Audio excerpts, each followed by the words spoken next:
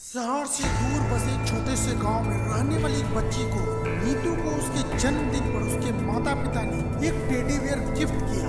यह teddy bear बहुत ही प्यारी थी। इसका शरीर मुलायम था, उसके सुनहरे बाल थे और आंखों में चमकदार लाल रोशनी थी। नीतू ने इसे देखते ही गले से लगा लिया और उसका नाम टेडी रख दिया।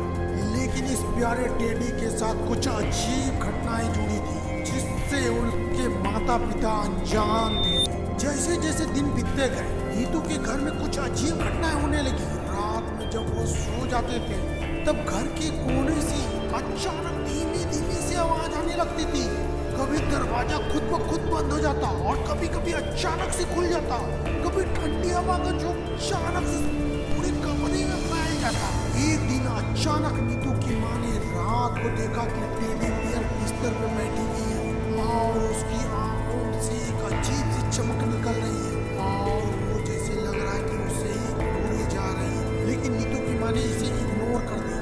अब धीरे धीरे नीतू भी इन घटनाओं से परेशान होने लगी थी।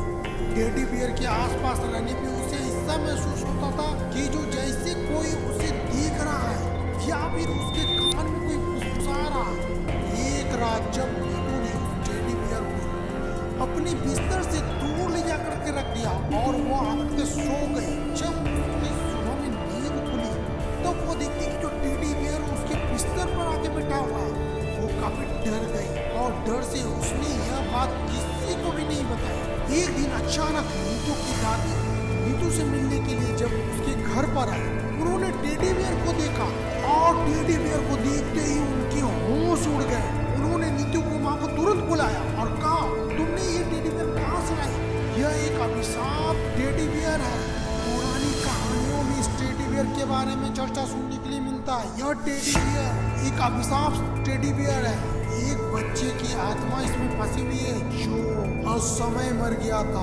इसी खिलौने के अंदर उसकी आत्मा समा चुकी है और वो जिस भी बच्चे के पास जाता है उसकी जिंदगी खौफनाक हादसों भरी हो जाती है। दादी ने तुरंत कहा कि टेडी बियर को घर से बाहर निकालना हो वरना मुसीबतें और ज्यादा बढ़ सकती हैं। नीतू की माँ ने तुरंत उस टेडी बियर को घर से बाहर फेंक दिया। लेकिन उसी रात घर में दरवाजे तेजी से बजने लगे, खिड़कियां अपने आप खुल बंद होने लगी और एक भयानक चीख के साथ पूरा घर गूंज उठा। टेडी बियर वापस से नीतू के कमरे में आ गया। रात भर घर में अफरा तफरी मची रही।